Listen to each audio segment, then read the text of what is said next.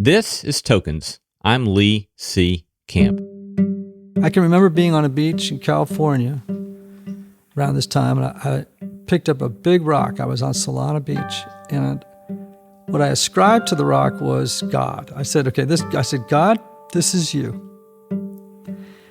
And I said, no offense. And I threw it into the water. That's my friend Ian Cron, Episcopal priest, trained psychotherapist, and one of the world's best-known commentators and writers on the Enneagram.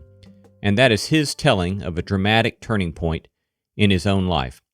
Ian is the author of a memoir entitled Jesus, My Father, the CIA, and Me. There he tells of a childhood experience that entailed growing up with a chronic alcoholic father who died from that disease at 63, with an unusual mother, a brother now in recovery, thank goodness. I'm in recovery from a drug and addiction problem for 30 years.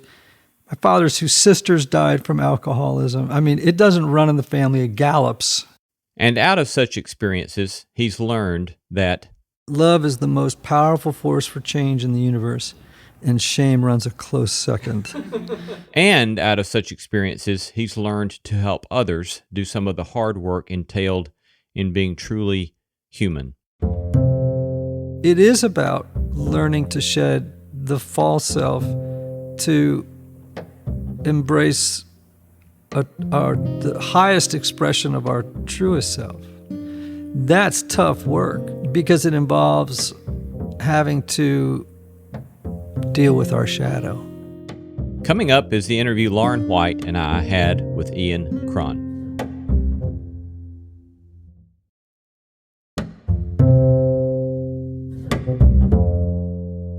Well, welcome to Tokens, Public Theology, Human Flourishing, the Good Life. Excited about having two friends here with me today. First, I welcome back Lauren White as co-host today. Great to be here, Lee. It's always good to have you. Very pleased to have the guest we have today, my friend Ian Cron. Welcome, Ian. Thank you, Lee. It's great to be here. It's great to see you. Grew up in Connecticut. Greenwich, Connecticut. New Englanders.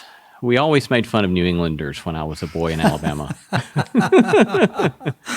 It would have been hard for me to imagine as a boy in Talladega being friends with someone from New England. I don't know. We did have a very strong bias against New Englanders.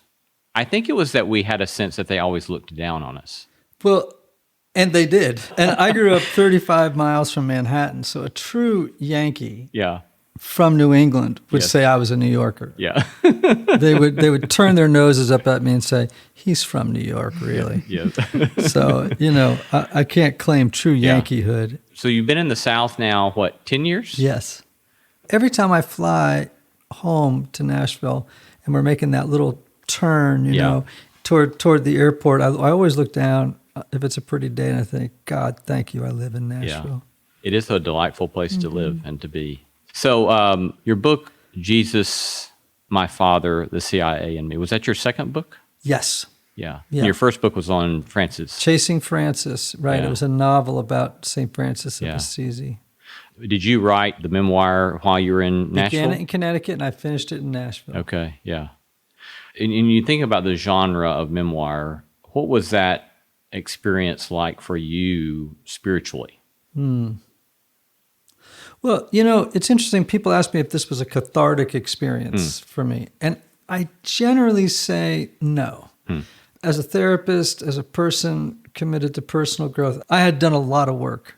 Prior to that time? Prior to that, growing up with a chronic alcoholic father who died from that disease at 63, with an unusual mother, a brother now in recovery, thank goodness. I'm in recovery from a drug and addiction problem for 30 years. My father's two sisters died from alcoholism. I mean, it doesn't run in the family, it gallops, is what we like to say. Yeah. Or as Ashley Cleveland likes to say, I come from an alcoholic dynasty. And so I had worked through so much of that material spiritually and psychologically and emotionally that by the time I wrote it down, I actually was able to do it with the right kind of distance. I think one of the classic mistakes that memoirists make, and they generally don't get published, is if they're still trying to work out what it is that they're writing about. Yeah. Yeah, I have stuff in my files, memoir-ish stuff in my files that I've written when I was still trying to work through a lot of my stuff that I don't think I would ever want to be published. Yeah, it's too raw, and your audience feels like you're using them to process it. Yeah. And who, by the way, wants to get to the end of a memoir and have you say, "Oh, and I'm still trying to figure this out." Yeah, still working on it. Everybody, the unconscious question everyone comes to a memoir with is, how did you do it? How did you do it? How'd you get through it? How did you get through it? Yeah, all the pain and the brokenness. Yeah. Yeah. So, having been in recovery 30 years now Yes. yourself, yeah, it seems that your work in spiritual formation and Enneagram work and so forth is going to work in very lovely ways alongside your recovery work. Yes. As you look back at those early years of beginning to do recovery work, how do you characterize that in your mind, or what are key moments for you in that development? Especially, you know, I've done a good bit of 12-step work myself, and I know that early in that process, stuff can change so rapidly inside me in those early years. But as you look back on those years, what are some of the things you feel like you learned that were of such significance to you? You know, I had a really great sponsor, actually I still do, who early on, we were doing first, second, and third step work together. He asked me a question. He said, "What if all your old ideas are wrong?" And I said, "What?" He said, "What if all your old ideas are wrong?" And I remember being thrown back on my heels by the question. I wasn't challenged by that intellectually or put off. It was like, gosh, I hope so, because all my old ideas got me here. Right. And then there was this feeling of curiosity about God, about what it meant to be human. And like, what if all my ideas about those things were antiquated, arcane, well-meaning, but needed revision? And now all of a sudden, the aperture of my life opened up, and I was like, let's keep going. Let's keep doing these steps, man, because if this is what it's about, which it is, then I'm all in. Yeah. Do you think that openness to that possibility was simply because you had really gotten to a first step? Yes. You had really gotten to the place of kind of acknowledging powerlessness, and then that Yes. allowed you to say, okay, I'm open to whatever needs to happen now. Absolutely. You know, this might be troublesome to some listeners, but, you know, you get to that second step, you know, came to believe that a power greater than myself could restore me to sanity. And then in the third step, turned my life over to the care of God as I understood him. I can remember being on a beach in California around this time, and I picked up a big rock. I was on Solana Beach, and what I ascribed to the rock was God. I said, God, this is you. And I said, no offense. And I threw it into the water. And I said, now, tabula rasa, come and reveal to me who you truly are through a new pair of glasses, a new way of seeing that is truer than the relationship and my perception of you was when I was in my full-blown addiction, you know, when I was in such a terrible place. So were you open to a non-Christian version of God at that point? I was open to any version Any of God version that will would do. save my life. But in all honesty, I you know, Christianity is the home of my youth, right? So I did not anticipate that I was going to become a Buddhist or anything else. What I anticipated and believed would happen is that God in Jesus would reveal himself to me in a clearer, more capacious, real manifestation that was better than the one I'd operated under previously. And sure enough, you know. And of course, that's spiritual formation forever, right? I mean, this was just because of circumstances, an evolutionary jump forward versus the incremental steps we tend to move in that direction as people of faith in general. Yeah, I just find that so interesting. Give me a new paradigm, but that still attaches to Jesus. Like, what is it about Jesus is not necessarily an idea that needs to go. I went through a similar experience in a kind of coming of age moment where I really wanted something more authentic, but I couldn't get over Jesus. I thought I could dip into other religions and right. But I did have to throw out my preconceptions and my biases about Jesus. I'd been to seminary twice, 3 times actually, finishing a PhD at Fordham.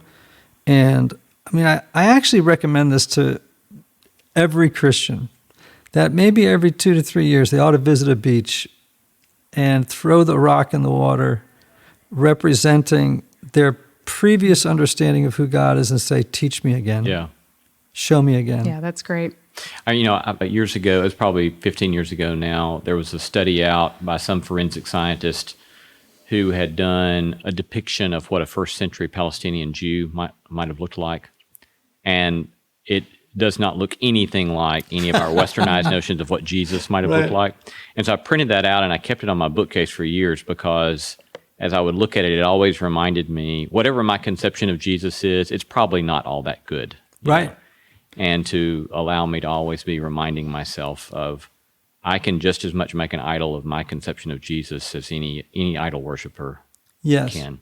Well, maybe I could put it this way. I think I would say that theologically, everything for me is provisional.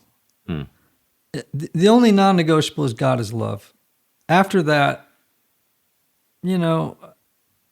I've changed my mind about many theological things along the way. So to me, after that, a lot of stuff is editorial. So you'd been in seminary, you said 2-3 times. Are there ways that you can identify in which I'll put this in scare quotes, your religiosity was contributing to your addiction? That's a very good question.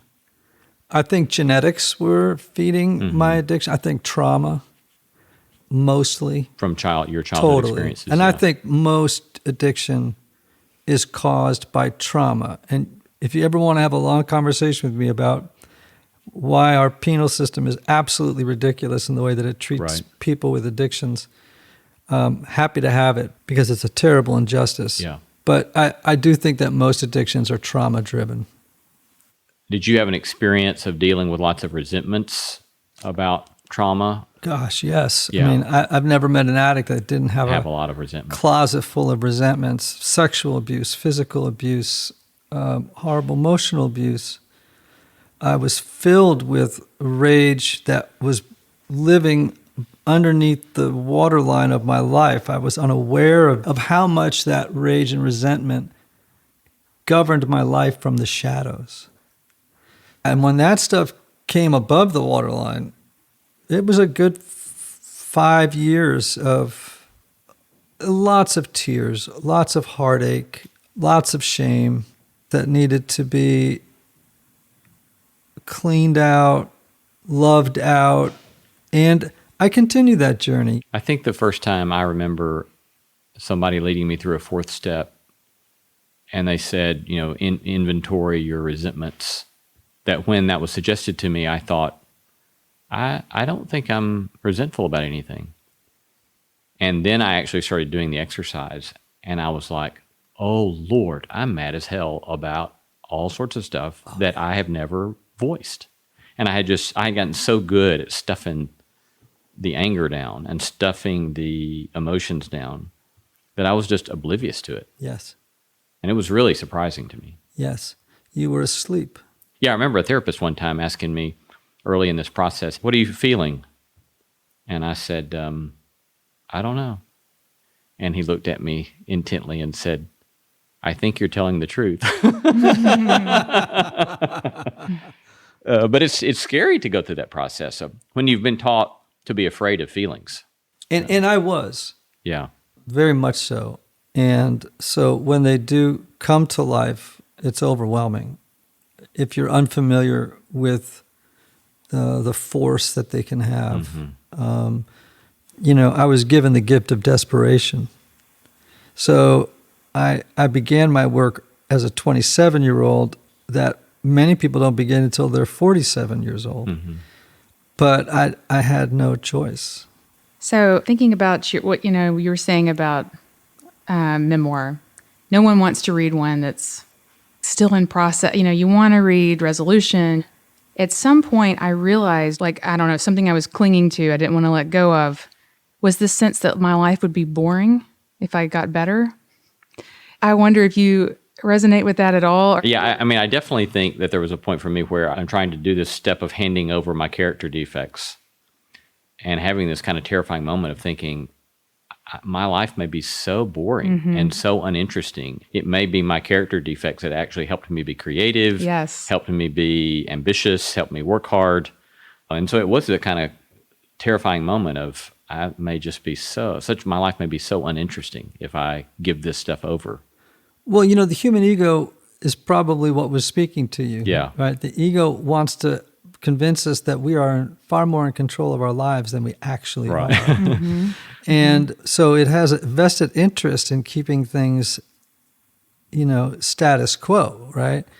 It's interesting, what you both sound like are two people with bipolar disorder who are songwriters, and they've gone to a psychiatrist who says, you have to take Lamictal or lithium, and they say, but what will happen to the highs? Yeah. And that's when I write my best songs. And of course, they come to find out that that wasn't the real juice behind the writing. Right. And I think that was my experience, which was, I did feel at that age, because I was young, but newly married, what was I going to do with my time?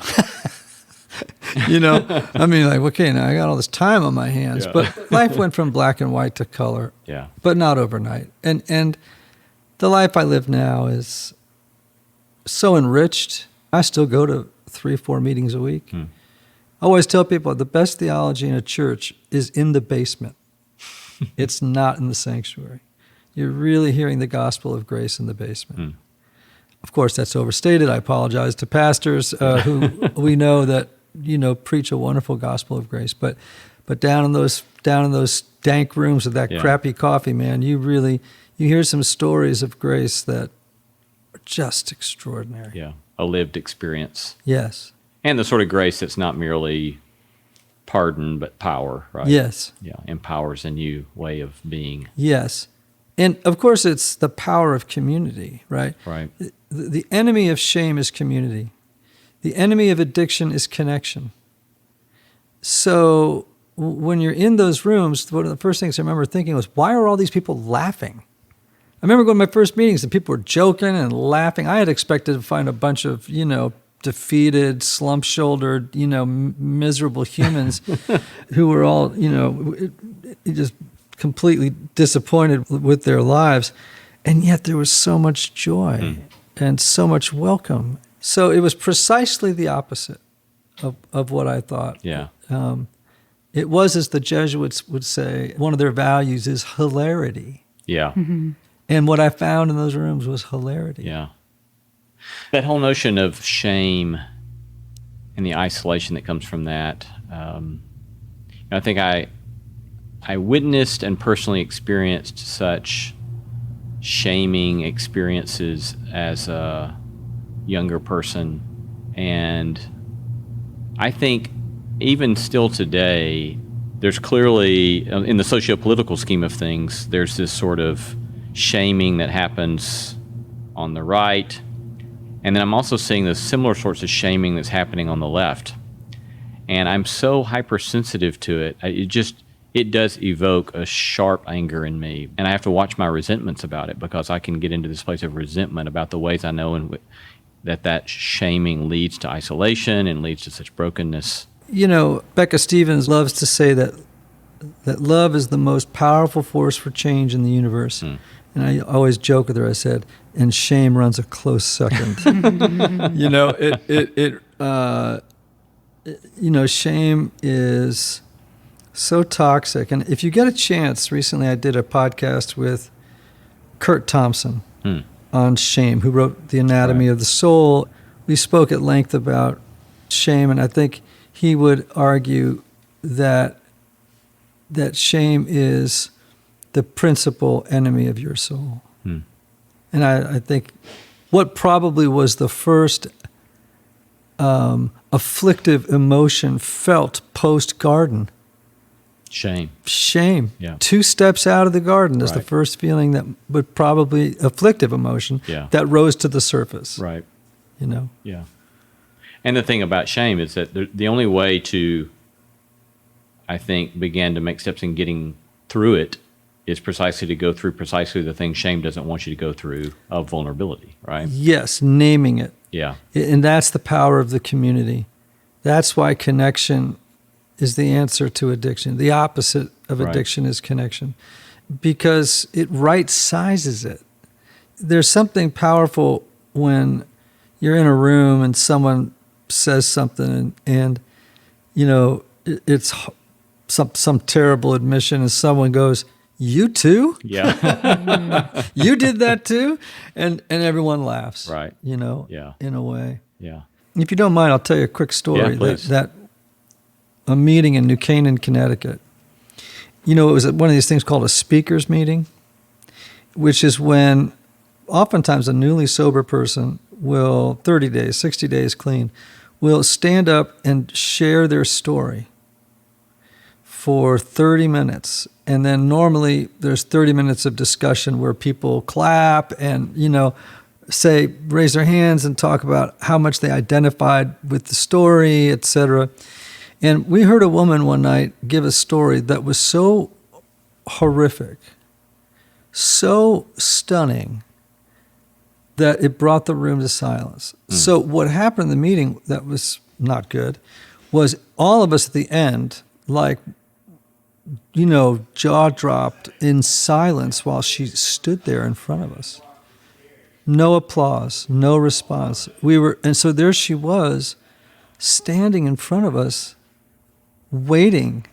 And there was this old woman in the back of the room, and she had been in AA since Bill W. had founded it. And she was an heiress, as you can only find in New Canaan, Connecticut, with a whiskey voice. And she very loudly said, about 10 seconds into the silence, she goes, "The word of the Lord." That's very beautiful. And then the rest of the room said, "Thanks be to God." Wow. And to me, I don't remember her name. Let's say it's Jane. You know, she had given the gospel of Jane. Yeah. Small G, but the gospel of Jane. This is the good news of Jane.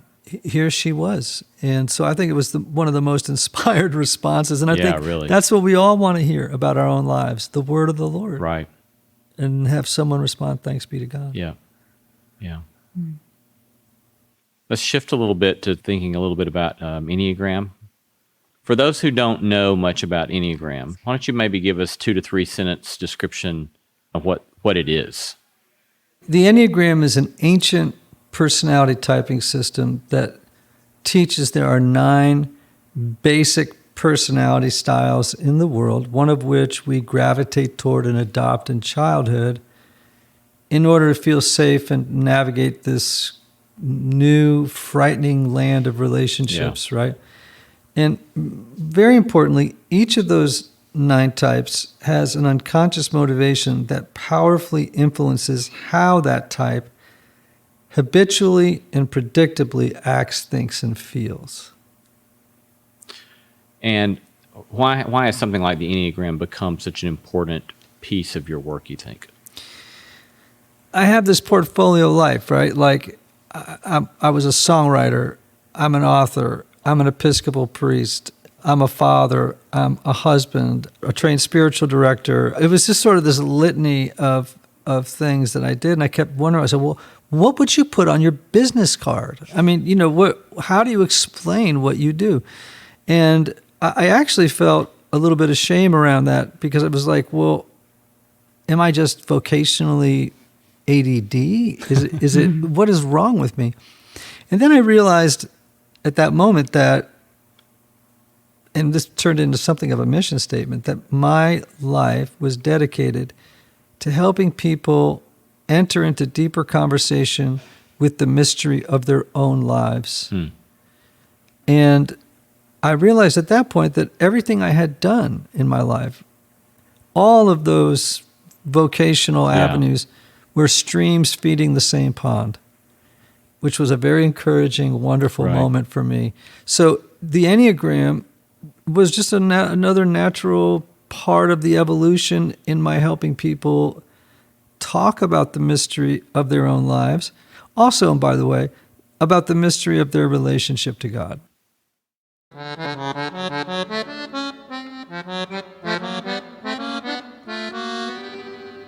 You are listening to Tokens, Public Theology, Human Flourishing, The Good Life.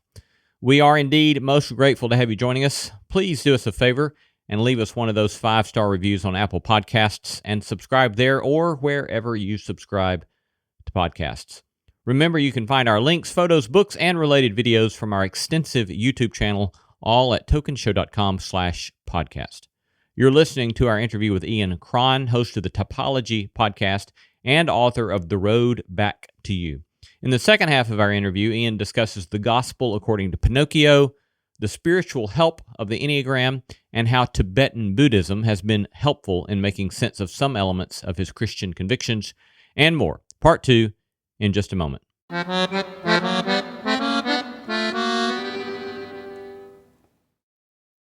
You are listening to Tokens and our interview with Ian Cron. So one kind of consistent thread through all of that, we might say, is this theme of ceding control to God. So I know you're a Thomas Merton fan. He's big on getting rid of the false self. But also, 12-step wisdom is about acknowledging a lack of control, right?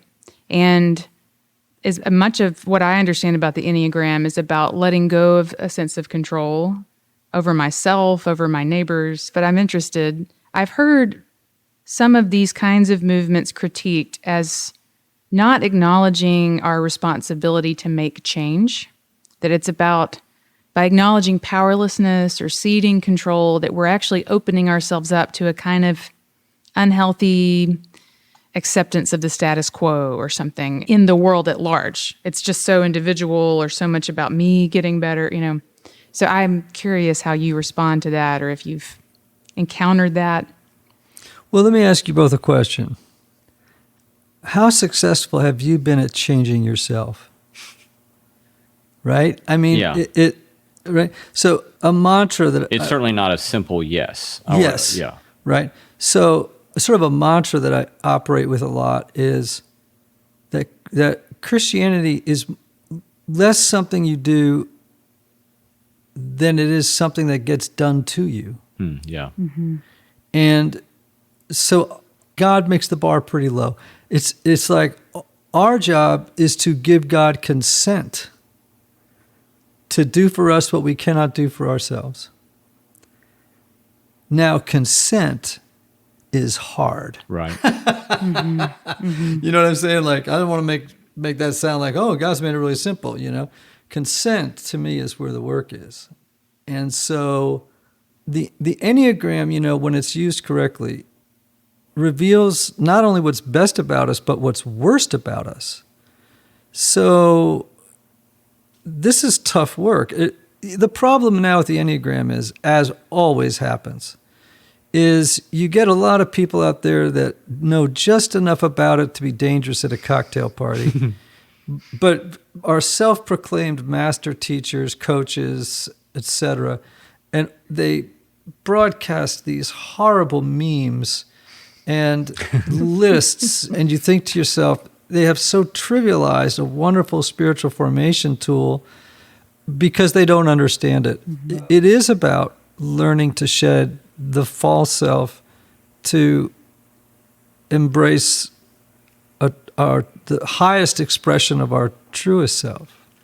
That's tough work, but because it involves having to deal with our shadow. And that's very confusing, hard, painful work. So I would say there's nothing simple or easy about the Enneagram.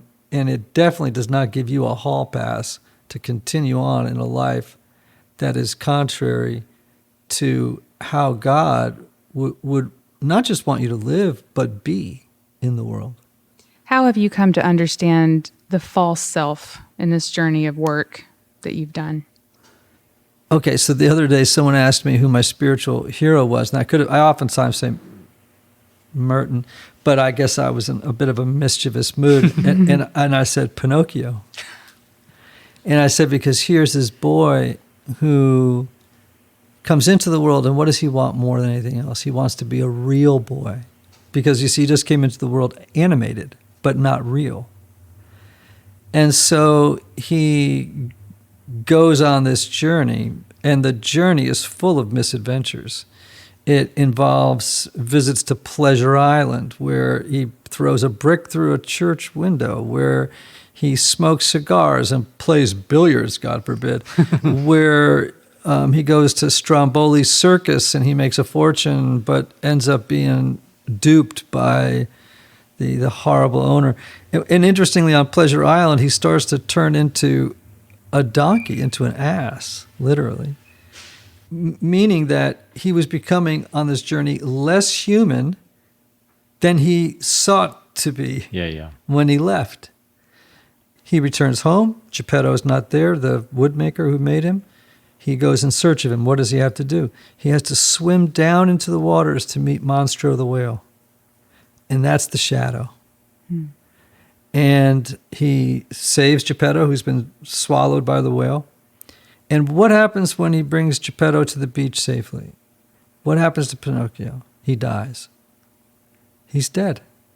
And everyone's mourning. But then the little blue fairy shows up and says, oh, Pinocchio, you have been, whatever, good, faithful, and true. Now you are a real boy. And it's a very moving moment, really, because right after it says, and then they threw a great party.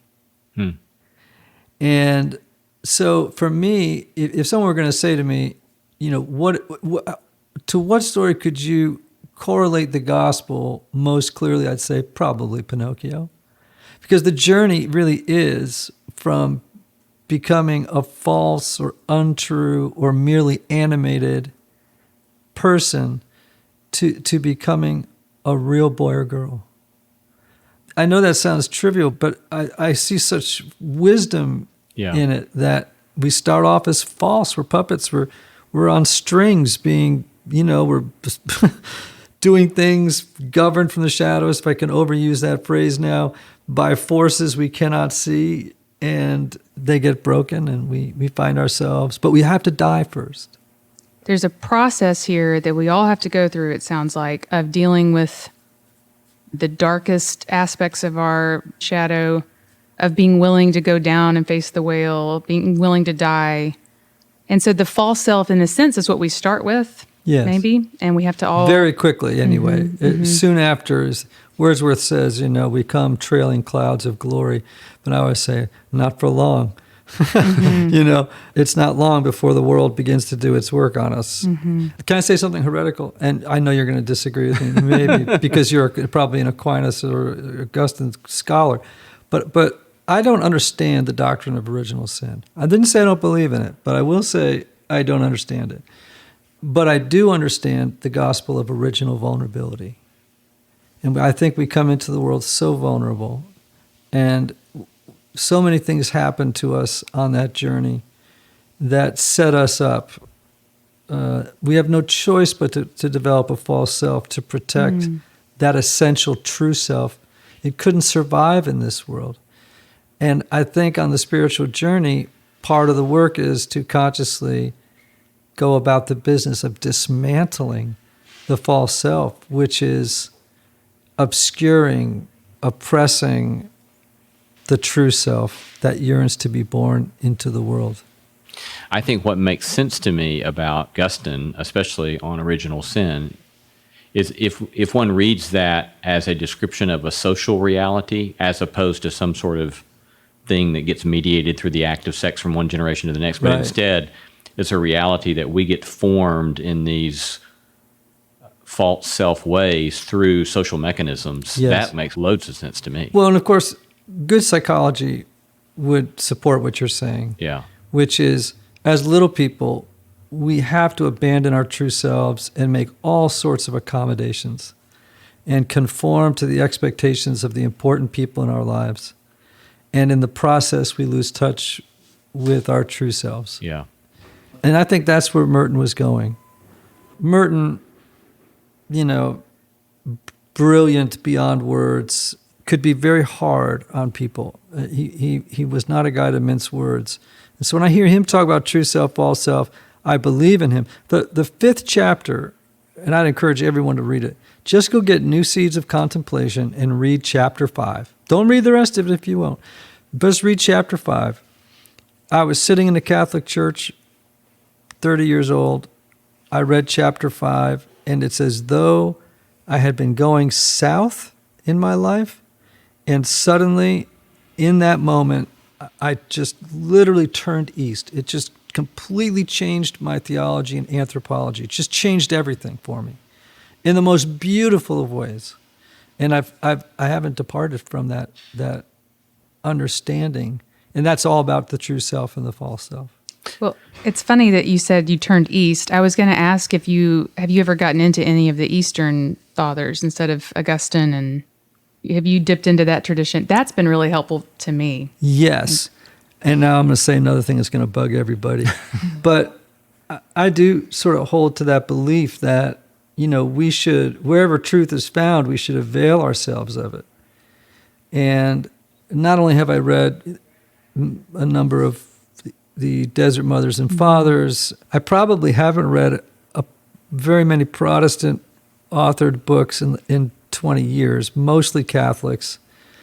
And also, in the last 10 years, a tremendous volume of writings from Tibetan Buddhists. Not because I'm thinking of myself as a Buddhist Christian or whatever, a Christian Buddhist, but because they have illuminated parts of the gospel for me that I never would have seen unless I'd had their torch to reveal it. So, For example, give us one or two things. So, I always used to think to myself, well, how can God be everywhere? You know what I mean? Like, and yet we think of God as being distant. God is, what is it? I couldn't get my head around, what does that mean, really? It sounds obvious, but it's not, I don't think. And I remember reading a Buddhist scholar saying that, or using language that led me to the conclusion that God is not some anthropomorphized being, that's on another planet. We send prayers that way like a signal and hope it triangulates to the source that we want the help in. But that God is actually an environment or a field that is intelligent, personal, loving, urgently immediate. But for me, suddenly I went, and that was a Buddhist insight, that God is a field, meaning we literally move and have our being. We walk and move and have our being in him, so that even in this moment, as we sit together, that field surrounds us, which for many Protestants is troubling because they tend to see the world as being devoid of God's presence. God shows up every now and then, does a big thing, and then disappears, versus maybe a more sacramental imagination that would say that we are in a world brimming with grace if we could only see it. So there's an example of where now I get it. When we say, where can I flee from thy spirit? Now I get it. I can't flee from your spirit because your spirit is actually more of a field than it is something I can see or someone I'm going to meet. Some finite thing out there. Some material thing. Yeah. So that was a very powerful moment of awareness and awakening for me. I would like to talk some more about this notion of coming to terms with, embracing, accepting, not merely for the sake of wallowing in, but accepting one's darkness or one's defects or one's failings. One of the things that I've learned from the Enneagram, the simple observation that there are 9 basic personality types, all of a sudden helps me to accept people around me in a way that I didn't accept them previously, in the sense that if they were different in a way that was annoying to me, I would be more tempted to make it personal. But now with the Enneagram's observation about people just experience the world differently than I do. And they don't experience it the same way I do, so I can't expect them to communicate or be the same way that I would in those circumstances. And so it's really helped me in terms of acceptance of others, that people just experience things differently. But a second thing about it is that it's helped me see that some of those things that have been my greatest failings now can become my greatest strengths. Yes. And so it's this sort of, rather than trying to beat this bad stuff out of myself, it's instead learning to embrace it in the right way so that now I can become my true self.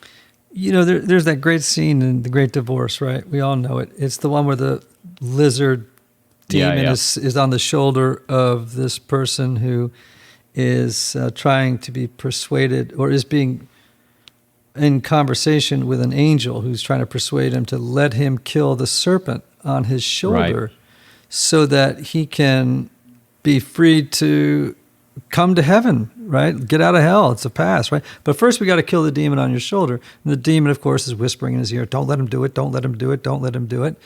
And finally the guy says, okay, kill him. It's painful as heck for the man. And then what happens? The serpent, or the demon, turns into a gorgeous white stallion on which he rides off. You're right. And I think that is maybe an illustration of what you're trying to say. I'd forgotten about that passage from The Great Divorce. That's great. And, you know, so I think Lewis really captures that idea very beautifully. And, you know, our conversation today, I suppose to some, might be interpreted or experienced as morose at some level. We're talking about failure and brokenness and addiction and abuse, et cetera. It's like, to me, this conversation is so hopeful. Right. To me, this is a joyful conversation. Yep. And I hope that people listen twice if they have that impression, you know. Yeah. Buddhists have another great word, too. In the Four Noble Truths, the first one, of course, is life is suffering. But we always get that wrong because we think it's life is pain. Well, we could argue for that, too. But the word dukkha, which is suffering there, the best definition you can get of it is the feeling of not at home. So isn't that what the gospel tells us? It's not our experience here all the time, which is the feeling of not at home.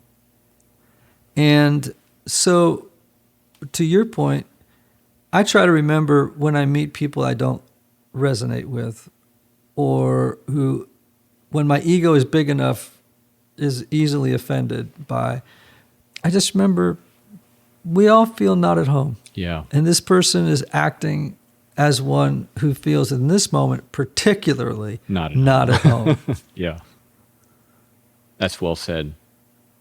So let's talk a bit more about the shift then, the lizard to the stallion. Mm-hmm. What does it entail, the work that you've done? What have you seen have been some major moves or significant things that you want to point people to as they try to make that shift then, from coming to terms with our brokenness, coming to terms with our failings, and then letting that become something that's beautiful in our lives? Yeah. Well, I've had a lot of people sit in my house with me and tell me how miserable they are as human beings. And I'm always like, don't flatter yourself. You know, I could introduce you to 1 million people that are far worse than you are, you know. This journey is ironically very joyful and very painful. But I do believe in the deepest precincts of who I am, that if you really, that where Jesus resides, his mailing address is in your shadow. That's his mailing address. If you want to find Jesus, go into your shadow. And you will find that he said, I've been here all along. You know, I was talking earlier with someone who went to a Eucharist service that I led at a non-denominational church, they had a fascination with Eucharist for some reason. They were romanced by liturgy or something. And so I had all this consecrated bread left on the table after the service, right? And I was talking to people in the room, and I wasn't paying attention, and I turned around and all the bread was gone. Well, in my tradition, that ain't bread anymore. Like that is consecrated bread. And I said to this guy, I said, "Where'd the bread go?" And he said, "We threw it out." Oh, no. No, it was about 5 loaves of Whole Foods bread that was now consecrated. And I said, "Where?" And he goes, "It's in the dumpster." Oh, no. So I had to go into the back of this church, and I had to get into the dumpster. There had to be about 4 inches of the most disgusting water you can imagine. And this bread is floating and sluicing around inside of this horrible water, and there's garbage everywhere. And in the middle of it, being a good 4 on the Enneagram, who always is in the mood for a good metaphor, I realized, this is it. This is the gospel. I am in this disgusting pool, and here's Jesus with us.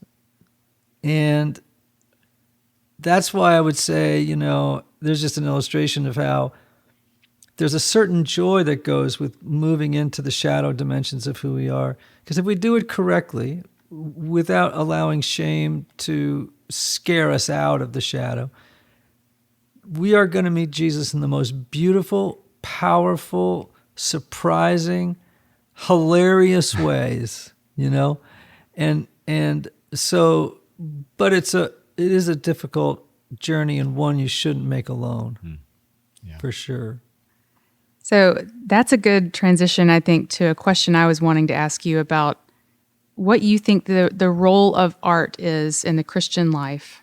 And I love the line by you where you had said that you think Christians need to be wary of art that is essentially propaganda. Yes. Well, all art is speaking in tongues. When human language fails or collapses under the weight of some idea or truth, and you run out of words, language has exhausted itself. Grace would be an example, right? How could language completely capture the meaning of grace? At that point, you need to find an alternative language. And that language, I think, is art, it's dance, it's film, it's music. I mean, if you want to understand grace, go watch Babette's Feast. When language fails us, we have to default to some other medium that can capture what it is we're trying to say. Great art does that. And in terms of Christian art, I'm not entirely sure what it is that you're alluding to, if it's music, or I don't see very much visual art. Mako Fujimura, people like that are still creating sacred works. Great composers like Arvo Pärt, John Tavener, and others are creating beautiful sacred choral music. But in terms of the pop world, it's trend following. It's, I think about the worship world. Gee, I'd love to have a song on the top 10 CCLI chart, myself personally. But most of it, to me, is pretty banal. It fails that test, of trying to say something that can't be said some other way. Does that make sense? When does it become propaganda? I think maybe in 2 ways. One is, I think one of the greatest sins an artist can commit is sentimentalism. Hear, hear.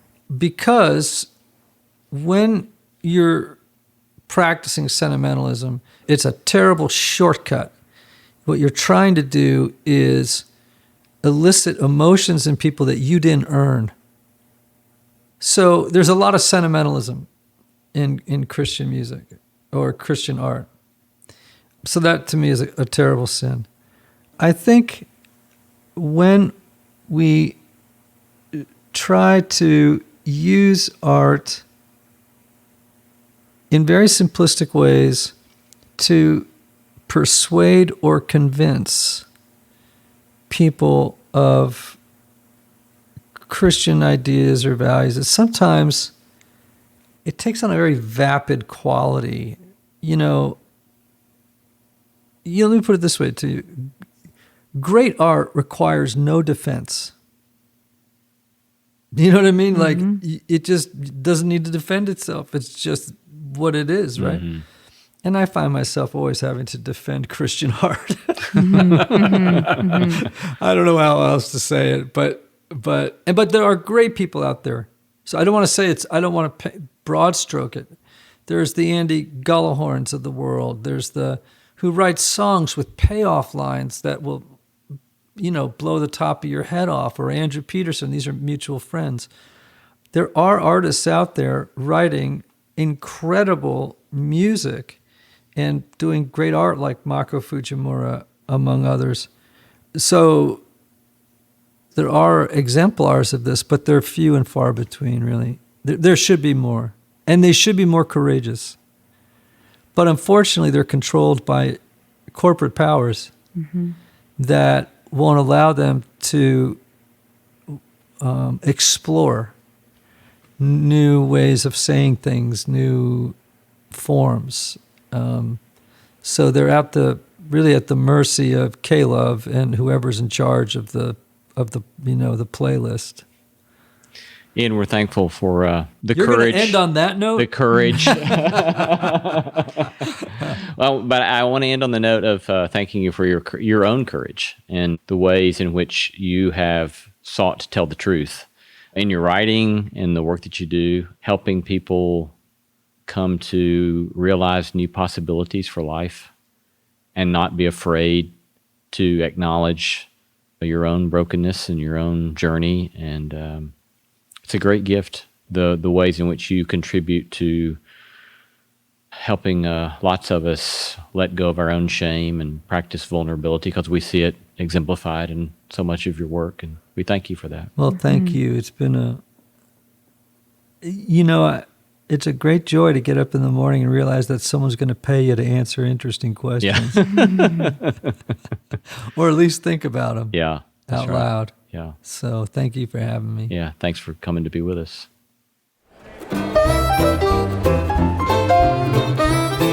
You've been listening to Tokens, Public Theology, Human Flourishing, and the Good Life. Thanks for joining us. Please remember to subscribe wherever you get your podcasts, and please remember to refer us to a fellow podcast listener. Feedback, we'd love to hear from you. Email us, text, or attach a voice memo and send to the address podcast@tokensshow.com. Our thanks to all the stellar team that make this podcast possible. Co-host Lauren Smeltzer-White, executive producer and manager Christy Bragg of Bragg Management, co-producer Jacob Lewis of Great Feeling Studios, associate producer Leslie Thompson of Rogue Creative Marketing and Media, associate producer Ashley Bain, our engineer Carrie Harmon, production assistant Kara Fox, and our live event production team at Stonebrook Media, led by Phil Barnett. Thanks for listening, and peace be unto thee. The Tokens Podcast is a production of Tokens Media, LLC, and Great Feeling Studios, both in Nashville, Tennessee.